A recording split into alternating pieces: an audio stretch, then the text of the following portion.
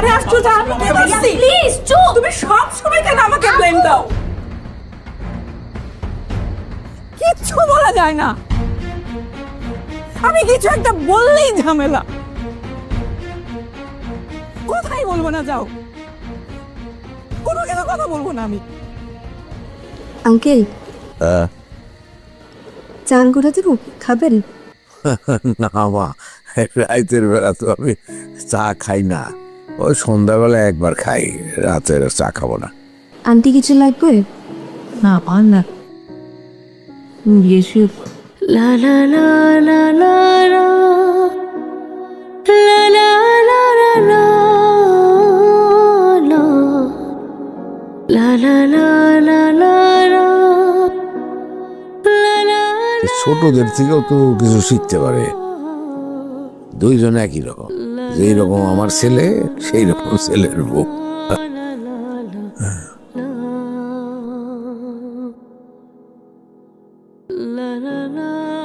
কথাগুলো পাইছে এক রাইতে সবকিছু দখল করে দিয়েছে। হ্যাঁ, দখল করেই ফেলছো। মেয়েকে শাসন করতে পারবো না, এটাও করতে পারবো না, ওটাও করতে পারবো না, কিছুই করতে পারবো না।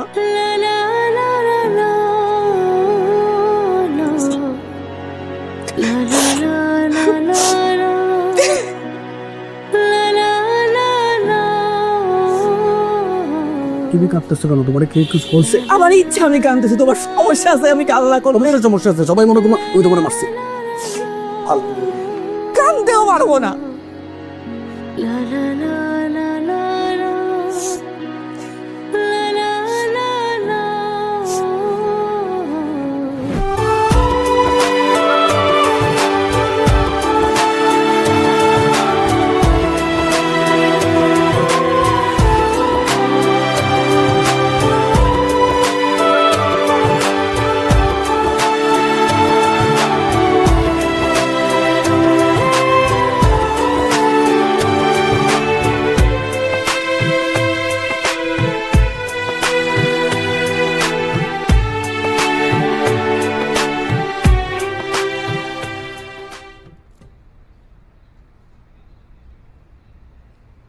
এ বাস্তা, এ কথা শেষ হয় নাই তো, আসো। এ বাস্তা আসো, কথা শেষ হয় নাই। কিছে কাকা? ও আমার 3 নম্বর বউরে কি লাগা ডিভোর্স দিছিলাম জানো? কি লাগা? আমার ওই 3 নম্বর বউরে কি লাগা ডিভোর্স দিছিলাম, এই গল্পটা একটু শেষ করি। আমার 3 নম্বর বউ আমার মায়ের লগে বেদবি করছিল, আমার 9 মাসের গর্ভধারণী মায়ের লগে বেদবি করছিল। এর লাগে আমি আর বড় টিপটা ধরছিলাম। আর একটু জোরে যদি টিপ দিতাম না স্যার, হে 3 নম্বর বউ মরে যেত, আমি মার্ডার কেসের আসামি হইতাম, একদিন আমার ফাঁসি হইতো, যাবজ্জীবন হইতো, হে চাকরি করার কপাল হইতো না। এটা হলো আর একটু স্যার শোনো বাস্তা, যে স্বামী তার বউরে কন্ট্রোল করতে পারে না সে কোনো পুরুষ না, সে কাপুরুষ। এই গফুর, এটা কোনটা বলছি না? জি স্যার, জি স্যার, যান স্যার। এই কাকা, তোমার 3 নাম্বার বউ না গার্মেন্টস এর সুপারভাইজার লাগে ভাইয়া গেছিল গা? আর এইটা তো হাসা কথা, আজকে যেটা কইলাম এটা মিশা কথা। মিশা কথা কইলে কি? আমি তো কিছু বুঝলাম না। তোমার বুঝা কাম নাই, যার বোঝার হ্যাঁ ঠিকই বুঝছে, বুঝছো? গফুর, স্যার তুমি কি আমাকে ইঙ্গিত করে কিছু বললা? কি কোন স্যার, আপনি মালিক আমি গোলাম, আপনার ইঙ্গিত করে কথা কমু? এত বড় বুকের পাটে আমার? স্যার আমি একটা মানুষ, আমার 3টা বউ ভেঙে গেছে, আমি তো কোনো মানুষের জাতি না, অজাতের মানুষ কি কইলো না কইলো এটি কানে নিয়ে স্যার।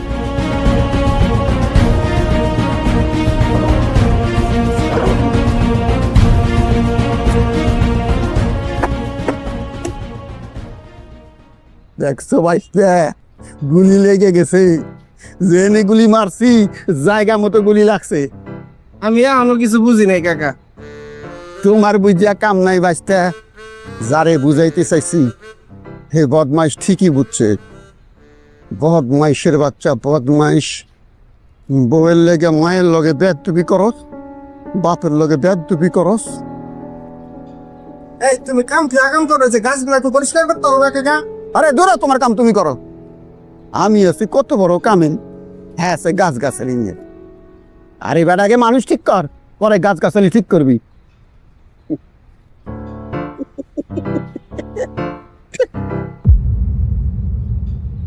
ওনারা কেন আসছে? ওনারা আসছে মানে কি? মানে ওনারা এই সময় কেন আসছে?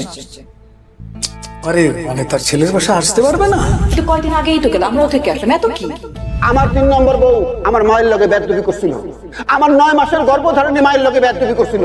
এর লাগে আমি আর পড়া টিপা ধরছিলাম। খাবার টেবিলে সুন্দর করে বলবা যে ওনারা কয়দিন থাকবে, জিজ্ঞেস করবা। এটা কি জানাটা খুব জরুরি? হ্যাঁ জরুরি, কারণ আমি আমার মানসিকভাবে প্রস্তুত হব যে এই কয়টা দিন আমার এসব সহ্য করতে হবে। মানে কয়টা দিন সহ্য করতে হবে? মানে আমার বাবা মা তোমার কাছে অসহ্য লাগতেছে? যে স্বামী তার বউরে কন্ট্রোল করতে পারে না সে কোনো পুরুষ না, সে কাপুরুষ। স্যার একবার তো স্যালারি কত? স্যার স্যালারি তো আপনি দেন স্যার, 13,000 টাকা। 13,000 টাকা দিয়ে কি করস? স্যার বাবা মাকে বাড়িতে পাঠায় 7,000 টাকা, রুম ভাড়া 2,500 টাকা, বাসে যাতায়াত করি 500 টাকা, এই হচ্ছে 10,000 টাকা। আর হচ্ছে বাজার খরচ 2,000 টাকা। আর স্যার একটা ডিপোজিট করছি স্যার 1,000 টাকা দিয়ে। এর মাঝে যদি তোর কোনো বড় কোনো অসুখ হয়, কোনো বিপদ হয়, তখন কি করবে? স্যার আল্লাহর রহমত আছে স্যার, বড় কোনো অসুখ টসুখ হয় না। এই জ্বর টর আলে না পাকাইলে ঠিক হয়ে যায় স্যার। আর স্যার যদিও একটু টান টুন পরে দেখা স্যার, অফিসে যাতায়াত একটু হাইটা টাইটে করলে কয়েকশো টাকা সেভেল এটি দিয়ে ওষুধপাতি কিনা শেষ হয়ে যায়। ও, তো তোর আব্বা আম্মা তো গ্রামে থাকে, গ্রামে তো এত খরচ ফরচ নাই। তাদেরকে যদি 2-1,000 টাকা কম দেস তাহলে তো এদিকে তোর কোনো সমস্যা হয় না। কি বলেন স্যার, বাবা মারা কি কষ্ট দেন দেবো স্যার? 2-1,000 টাকা লাগে আমি কষ্ট করবো, আমার বাপ মা কেন কষ্ট স্যার করবো স্যার? তারা কষ্ট করলে তার মাইনা নিতে পারবো না স্যার। হ্যাঁ ঠিক বলছিস। স্যার হুম, ডাকছেন যে কিছু খাবেন, চা কফি? ও এক গ্লাস পানি দে। জি স্যার।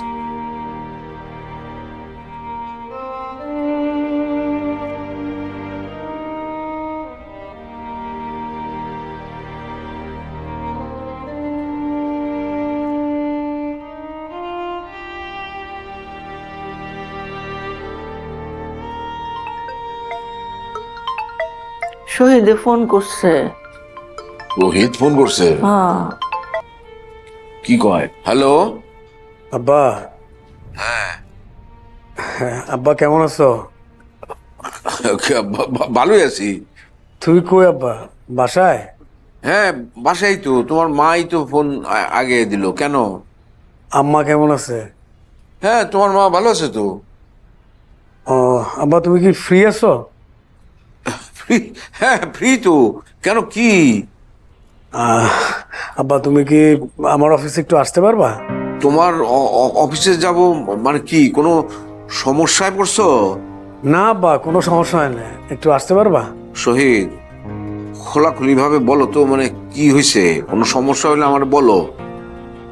না না আব্বা কোনো সমস্যা হয়নি, তুমি আসো তো, আসলে বলবো। ফোনে বললে হবে না? না আব্বা ফোনে বলবো না, তুমি আসো সরাসরি বলি। সামনাসামনি বলবা? আচ্ছা ঠিক আছে, আসি তাহলে আসি। আচ্ছা ঠিক আছে আব্বা। ওকে। কি কয়, কোনো সমস্যা? কিছুই তো বুঝতেছি না। বললো যে অফিসে যাইতে, তো ফোনেও তো বলতে পারে। কি হইলো না হইলো কিছু তো বুঝতেছি না। আচ্ছা যান। হ্যাঁ যাই যাই।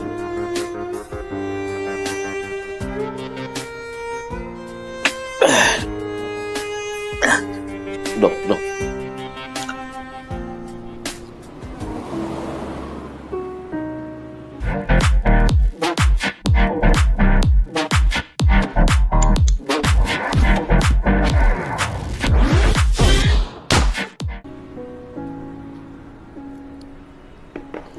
খুব ভালো হয়েছে। কি নাম তোমার? আমার নাম আকবর। আকবর। কতদিন ধরে এই অফিসে আছো? স্যার আমি তো বহুদিন ধরে স্যার। তাই? বেতন টেতন ঠিক মতো পাও? হ্যাঁ স্যার, স্যার তো খুব ভালো মানুষ, সময় মতো বেতন দিয়েতে। পরিবারে কে কে আছে? স্যার বাবা মা আর বাহ, আচ্ছা ঠিক আছে। আমি একটু ওই যে পাশে একটা ছোট্ট একটা মিটিং ছিল, ওটা শেষ করতে করতে ইয়ে হলো। আব্বা কি অবস্থা তোমার? আমি তো আছি ভালোই, কিন্তু একটা জিনিস বুঝতে পারলাম না যে তুমি হঠাৎ করে অফিসে মানে ঢাকায় নিয়ে আসলা। কোনো গুরুত্বপূর্ণ কিছু বলবা? আব্বা ওই যে এই যে অফিসের কাজে এত প্রেশারে থাকি, বাসায় যেতে যেতে টায়ার্ড হয়ে যাই, তখন আসলে তোমাদের সাথে বসা হয় না, কথা হয় না, গল্প করা হয় না। তাই ভাবলাম যে অফিসে আসো, একসাথে বসি, কথা বলি, গল্প করি, এই জন্যই ডাকলাম আর কি।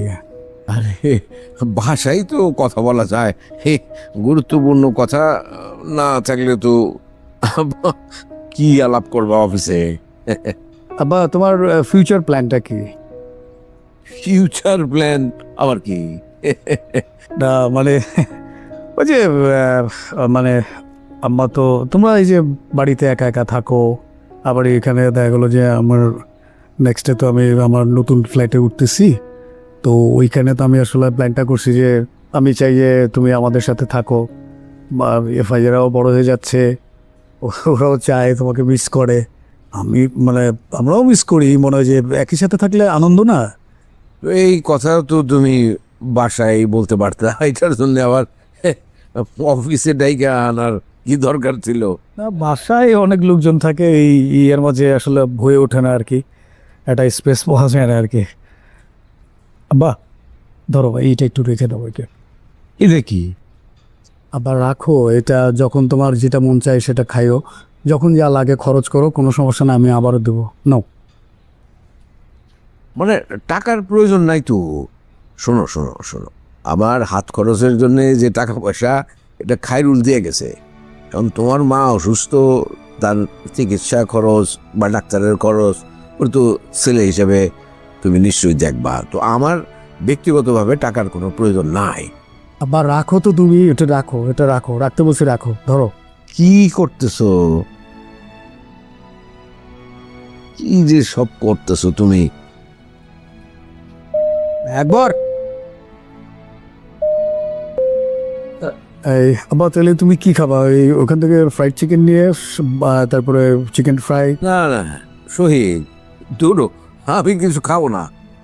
আমার এইগুলা না না, তাহলে কি বার্গার খাবা? কিচ্ছু খাবো না। পিজা নাই? হ্যাঁ না, কিচ্ছু লাগবে না। যাও বাবা, তুমি যাও যাও যাও, লাগবে না, থ্যাংক ইউ। এই যে চা খেয়ে চলে যাই আমি, এখন তো আর বাইর হইতে পারি না ঠিকঠাক মতো, বোঝো না। ওই আগে খায়রুল যখন ছিল বাসায়, ওরে নিয়ে একটু এদিক সেদিক যাইতাম। কারণ ঢাকা শহরে আমি সেরকম কিছু চিনিও না, জানিও না, আর যেই রকম যানজট, যেই রকম হর্নের আওয়াজ, বাইরে হইতে ইচ্ছা করে না।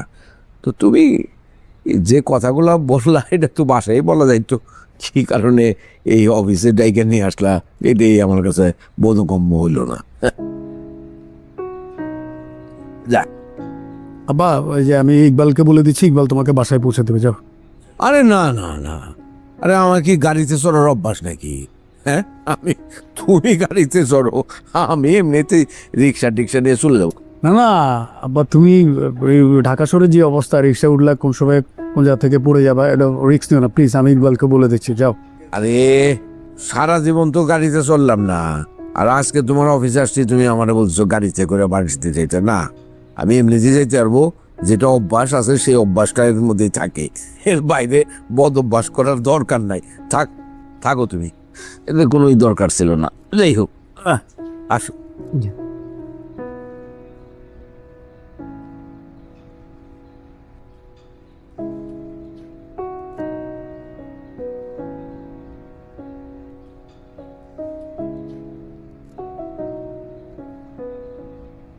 আম্মা, আমি একটু বেরোচ্ছি।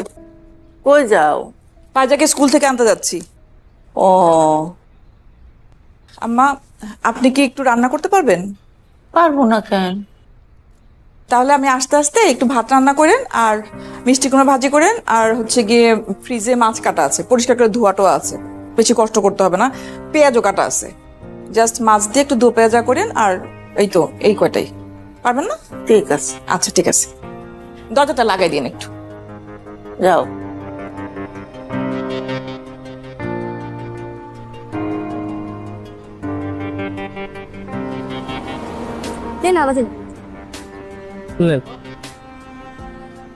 খাবার ঠিকঠাক ছিল না? হ্যাঁ হ্যাঁ বেন, আপনাকে একটা কথা বলতে চাই। বলো। আপনি প্রত্যেকদিন এভাবে অফিসে খাবার নিয়ে আসেন না। ওমা, খাবার না আনলে কি খাবেন কি? মানে আমি চাই না যে এই খাবার নিয়ে আসার কারণে কোনো একটা ইস্যু তৈরি হোক, আর এটার কারণে বড় একটা ঝামেলা তৈরি হোক। কি ইস্যু হবে? আমার ক্যাম্পাস তো এদিকে, আমি তো প্রতিদিনই এখানে আসি। কেন আপনি ছোট মানুষ, অনেক কিছু বুঝেন না, না বুঝেই বলে কেন? আপনি আমাকে একদম ছোট বলবেন না প্লিজ। আচ্ছা ঠিক আছে, আপনি অনেক বড়, বড়দের মতো করে তাহলে একটু ভাবেন। আপনি একটু বাবা মার খেয়াল নেই, যে কদিন তারা আপনাদের বাসায় আছে তাদের তো খেয়াল নেই, তারা ছাড়া তো আমার আর আপন করে নাই। কেন, আমি কি পর? কেন আমার মতো একটা পরিচয়হীন ছেলে, তিনি বাবা মার পরে কেউ যদি আমাকে কখনো সম্মান করে থাকে সেটা আপনি। আপনি আমার কাছে আপনার থেকে অনেক বড়। সব বুঝছি, কিন্তু আপনি নিজেকে একদমই পরিচয়হীন বলবেন না। মানুষ পরিচিতি পায় নিজের পরিচয়ে। চেষ্টা করুন, চলেন আপনাকে একটু আগে দিয়ে আসি। না, আপনার যাওয়া লাগবে না, আপনি একটু রেস্ট করেন, ব্রেক পেয়েছেন না, আমি চলে যেতে পারবো। আর চলেন তো। আরে না, আর আসে আসে। আমি ওদিকে না, এদিকে যাচ্ছি। ও তো চলেন। এ গফর, এই থালা মাইলে খইবে, আমার যে জুতা পিনতে বাইরে গেছিল, এই জুতা ধুয়ে রাখবার লাগিয়া জুতা দিয়ে ওরে পিড়ায়াম। আগে ফিটা এলন, পরে দুই। কথা কম বিপুল। আসসালামু আলাইকুম স্যার। আরে বাবাজি, কেমন আছেন? ভালো আছি, ভালো আছি। আপনি যে আইছেন খবর আমি পাই। উনি রেগে গেলে আমার চাকরি চলে যেতে পারে, প্লিজ আমাকে যেতে দিন। ঠিক আছে।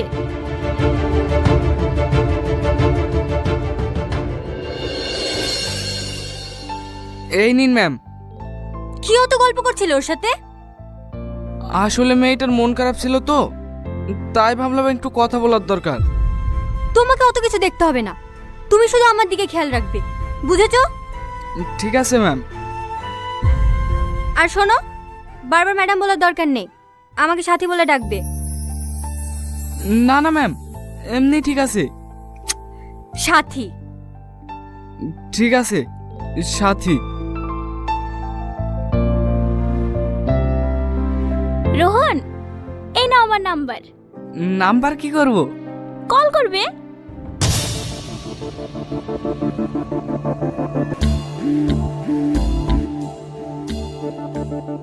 কিছু বলবে সাথী? কাল থেকে তোমাকে আর এই পোশাকটা পরতে হবে না। কেন সাথী, আমি কি কোনো দোষ করেছি? আরে না না, আজ থেকে তুমি আমার কাছে কাছেই থাকবে। মানে? তোমার প্রমোশন হয়ে গেছে, আজ থেকে তুমি আমার ম্যানেজার। অনেক অনেক ধন্যবাদ সাথী। এই খুশিতে পার্টি দেবে না? হ্যাঁ হ্যাঁ, দেবো তো। তাহলে চলো, আজ বিকেলে আমরা ঘুরতে বেরোই। সরি, আজকে আমি যেতে পারবো না। কেন? আসলে আমি একটা ফ্রেন্ডকে ঘুরতে যাব বলে কথা দিয়ে ফেলেছি। তুমি কিছু মনে করো না প্লিজ, আমরা অন্যদিন যাব। ঠিক আছে, যাও। তুমি রাগ করে বলছো তাই না? যাও। বন্ধুরা, আজকে যে ব্লগটি করছি, প্রথমে তোমরা ভিডিওটা দেখো, এরপরে বলছি।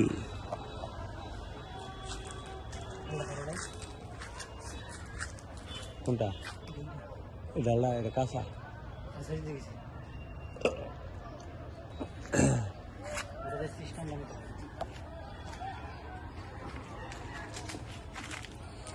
সব বন্ধুরা, এতক্ষণ তোমরা যে ভিডিওটা দেখেছো, এটি হচ্ছে একটি কদম গাছ, আর এই কদম গাছের মধ্যে রয়েছে অনেকগুলো ফুল। যেমন ধরো এই ফুলগুলো তোমরা যারা ছোটবেলা দেখেছো, এই যে দেখো।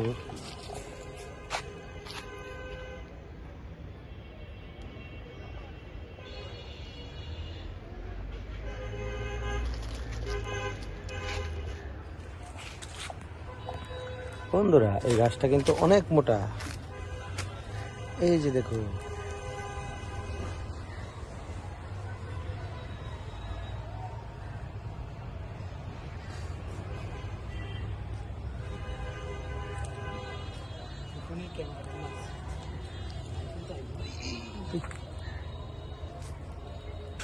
নাম এখানে কারণ নাম ফুরবি। আচ্ছা গাইস, দেখো আমাদের ভিডিওটা যারা দেখছো, এখন আমি তোমাদেরকে আজকে একটি প্রাণী দেখাবো, যে প্রাণীটা বর্তমানে বিলুপ্তির পথে। কিন্তু দুঃখের বিষয় এটা যে প্রাণীটাকে দেখাতে পারছি না। এটা হচ্ছে বন্ধুরা কাক। বন্ধুরা, কাককে গ্রামের ভাষায় বলা হয় কাউয়া। আর এই কাউয়াগুলা গ্রামের মধ্যে অনেক ছোটবেলা থেকে বড় হচ্ছে, কিন্তু আমরা অনেকেই জানি না এরা কিন্তু বিলুপ্তির পথে।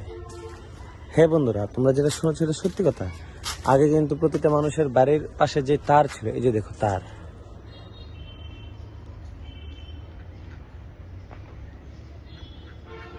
এগুলো হচ্ছে কারেন্টের তার। এই তারের উপরে কিন্তু অনেক কাক এসে বসতো, কিন্তু এখন আর আসে না। না আসার কারণ হচ্ছে বন্ধুরা, এই কাকগুলা, বন্ধুরা, প্রিয় বন্ধুরা আমার, এই কাকগুলা এখন সবাই এই কাকগুলাকে তাড়িয়ে দিচ্ছে, যার কারণে এই কাকগুলা আর আগের মতো আসছে না। হ্যাঁ বন্ধুরা, আজকে আমি তোমাদেরকে এখন যে ভিডিওটা দেখছি, এই ভিডিওর মধ্যে শিক্ষণীয় বিষয় হচ্ছে এই যে কদম গাছ, যে গাছে ফুল ধরে, এই গাছ মোটামুটি বিলুপ্তির পথে। কেননা এই কদম গাছের কাঠ হয় না, তো এই কারণে কেউ কদম গাছ লাগাতে চায় না। আমি জানি না এটা কেন হয়, তবে হ্যাঁ, আমাদের পরিবেশ রক্ষার্থে সব কিছুরই দরকার আছে, কোনো একটা কিছু ছাড়াই আমরা অচল। এই যে দেখেন বন্ধুরা, কাঁঠাল গাছটা কত সুন্দর লাগছে।